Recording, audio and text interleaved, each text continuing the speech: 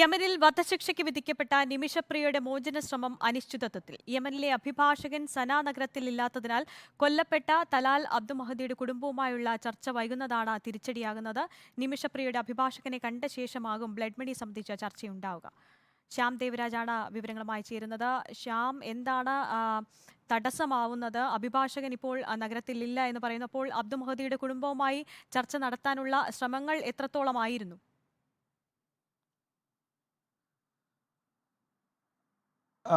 ആര്യ, ഇതിൽ പടിപടിയായി മുന്നോട്ട് പോകാനാണ് നിമിഷപ്രിയയുടെ അമ്മ പ്രേമകുമാരിയും ഒപ്പം ആക്ഷൻ കൗൺസിൽ അംഗം സാമുവൽ ജെറോമും നേരത്തെ തന്നെ തീരുമാനിച്ചിരുന്നത്. ഇതിന്റെ ഭാഗമായാണ് ആദ്യം യമനിലെ സനായിലെ ജയിലിലെത്തി നിമിഷപ്രിയയെ കഴിഞ്ഞ വ്യാഴാഴ്ച കണ്ടത്. ഇതിനുശേഷം അവർ സന നഗരത്തിൽ തന്നെ തങ്ങുകയാണ്. ഒരു മലയാളിയുടെ വീട്ടിലാണ് സാമുവൽ ജെറോമും പ്രേമകുമാരിയും തങ്ങുന്നത്. അവർ കാത്തിരിക്കുന്നത്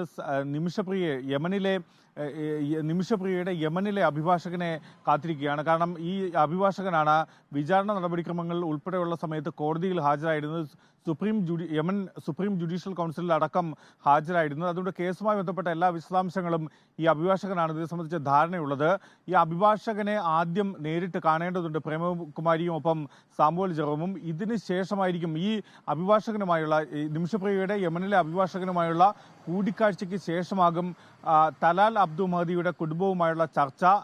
കാരണം ഈ അഭിഭാഷകൻ വഴി മാത്രമാണ് അവരുമായി സംസാരിക്കാൻ കഴിയുക. അതുകൊണ്ട് തന്നെ ഈ സമവായ ചർച്ചകൾക്ക് തുടക്കമിടണമെങ്കിൽ നിമിഷപ്രിയയുടെ യമനിലെ അഭിഭാഷകനെ കാണേണ്ടതുണ്ട്. പക്ഷേ നിമിഷപ്രിയയുടെ യമനിലെ അഭിഭാഷകൻ നിലവിൽ സന നഗരത്തിന് പുറത്താണ്. അദ്ദേഹം തിരിച്ചെത്തിയതിന് ശേഷമായിരിക്കും ഇത്തരമൊരു സമവായ ചർച്ച, അല്ലെങ്കിൽ നിമിഷപ്രിയയുടെ അമ്മയും സനയിലെ നിമിഷപ്രിയയുടെ അഭിഭാഷകനുമായി കാണുന്നത്. അതിനുശേഷമായിരിക്കും കൊല്ലപ്പെട്ട തലാൽ അബ്ദു മഹദിയുടെ കുടുംബവുമായി ബ്ലഡ് മണി സംബന്ധിച്ച ചർച്ചയടക്കം നടക്കുന്നത്. നേരത്തെ വിചാരണ കോടതി വധശിക്ഷയ്ക്ക് വിധിക്കപ്പെട്ട അഭിഭാഷകനുമായി നേരിട്ട് ഒരു കൂടിക്കാഴ്ചയ്ക്ക് ഇതുവരെ നിമിഷപ്രിയയുടെ അമ്മയ്ക്ക് സാധിച്ചിട്ടില്ല എന്നാണോ അറിയാൻ കഴിയുന്നത്?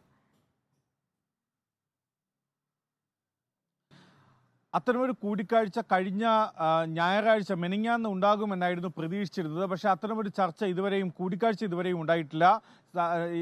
സനായിലെ നിമിഷപ്രിയയുടെ സനായിലെ അഭിഭാഷകൻ നഗരത്തിന് പുറത്താണ്. അതുകൊണ്ട് നഗരത്തിലേക്ക് തിരിച്ചെത്തിയിട്ടുമില്ല. സന നഗരത്തിലേക്ക് തിരിച്ചെത്തിയിട്ടുമില്ല. അതുകൊണ്ടാണ് അത്തരമൊരു കൂടിക്കാഴ്ച വൈകുന്നത്.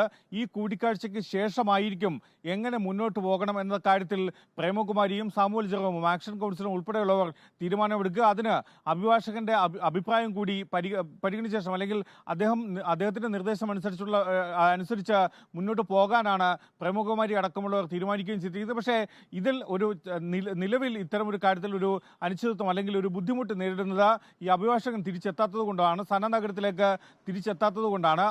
അടുത്ത ദിവസങ്ങളിൽ തിരിച്ചെത്തിക്കഴിഞ്ഞാൽ തന്നെ യമനിലെ നിമിഷപ്രിയയുടെ അഭിഭാഷകനുമായുള്ള ചർച്ച നടത്തി അതിനുശേഷം തലാൽ അബ്ദു മഹദിയുടെ കുടുംബവുമായുള്ള കൂടിക്കാഴ്ച, ബ്ലഡ് മണി സംബന്ധിച്ച സമവായ ചർച്ചയടക്കം നടത്താൻ കഴിയുമെന്നാണ് പ്രേമകുമാരിയുടെയും ഒപ്പം നിമിഷപ്രിയ ആക്ഷൻ കൗൺസിലിന്റെയും പ്രതീക്ഷ.